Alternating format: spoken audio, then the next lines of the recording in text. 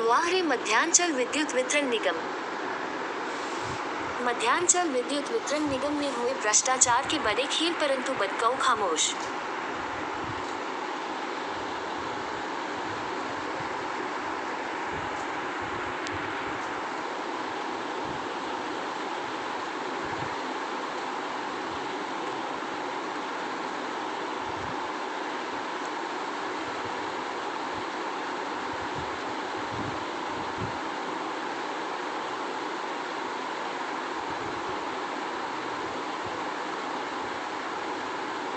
लखनऊ का मौसम कुछ सुहावना था। इसी दौरान मेरे एक पत्रकार मित्र के एक्सीडेंट होने की खबर आती है तो उसका हाल चाल लेने के बाद अपनी सूझने की फितरत के कारण आज फिर पहुंच गए मध्यांचल विद्युत वितरण निगम के मुख्यालय गोखले मार्ग की। देखे आज क्या माहौल है, परंतु आज कुछ अन्य दिनों के विपरीत एक अजीब सी हलचल देखने को मिली। सो पूछना लाजिम था तो पता चला कि सबसे बड़े भ्रष्टाचारी की विदाई होनी है, तो उनका एक कार्य खास उस विदाई समारोह के आयोजन के लिए चंदा बटोर रहे हैं। यह वही मध्यांचल विद्युत वितरण निगम मुख्यालय में वर्षों से जमे कृपा पात्रों में से एक है, जो लंबे समय से मध्यांचल विद्युत वितरण निगम में डटे हुए हैं। उन्हीं के ऊपर चंदा जमा करने की जिम्मेदारी है और अब जब आगे बढ़े तो वहाँ तो बड़ी ही दिलचस्प चर्चा चल रही थी। हम भी कान लगाकर खड़े हो गए सुनने को कि त्रिदेव ने अपने त्रिदेव वाले यानी कि 3 निदेशकों के कार्यकाल में ऐसे ऐसे गुल खिलाए हैं जो इनके अग्रज या जिनके ये हमसाए रहे थे, यानी कि अरबपति मिश्रा ने भी नहीं खिलाया थे। इन्होंने तो चांदी के जूते की चमक के आगे संविदा लगभग कुशल कर्मी 5145 व अकुशल कर्मी 10,539, कुल 15,684।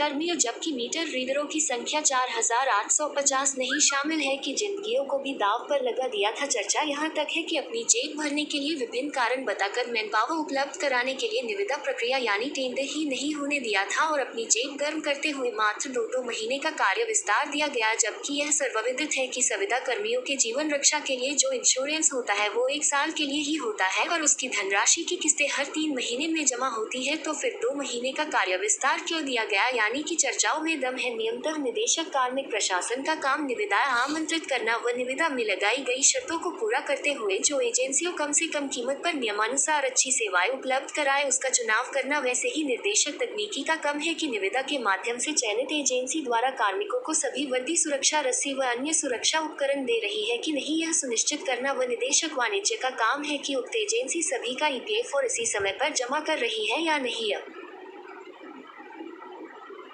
देखना, यानी कि हर निदेशक के ऊपर अलग अलग जिम्मेदारी तय है, लेकिन जब तीनों निदेशकों का काम एक ही व्यक्ति करेगा तो भ्रष्टाचार होना तय है।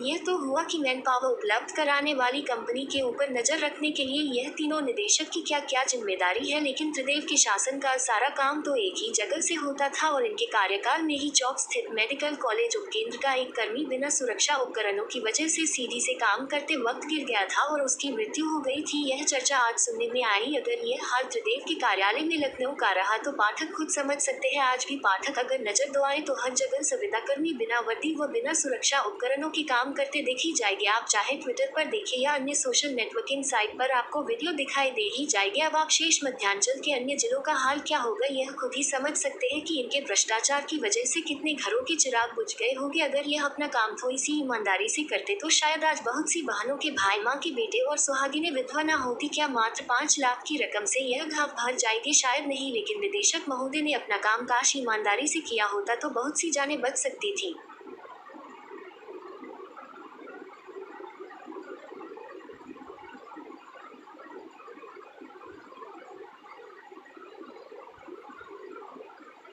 जबकि तीनों निदेशकों का कार्यभार जब एक ही निदेशक के हाथों में रहा होगा तो भ्रष्टाचार अपने चरम पर होना निश्चित है। तो महोदय को मिला मौका और महोदय ने लगाया चौका, यह कहावत इस जगह एकदम सटीक बैठती ही इनके इस भ्रष्टाचार में सहायक रहे स्टाफ ऑफिसर, जिन्हें पास प्रबंध निदेशक की स्टाफ अफसर का इतना महत्वपूर्ण कार्य होते हुए भी अधीक्षण अभियंता आलमाबाद से इस गोमती लेसा का भी मलाईदार पद है। अब सोचिए कि जनाब कितने काबिल व तेज बुद्धिमान होंगे, जो कि 59 वर्ष की उम्र में भी इतनी बड़ी जिम्मेदारी उठा रहे हैं। ये इतनी ईमानदारी से निभा रहे हैं कि इनकी ईमानदारी के साक्षी मुख्यमंत्री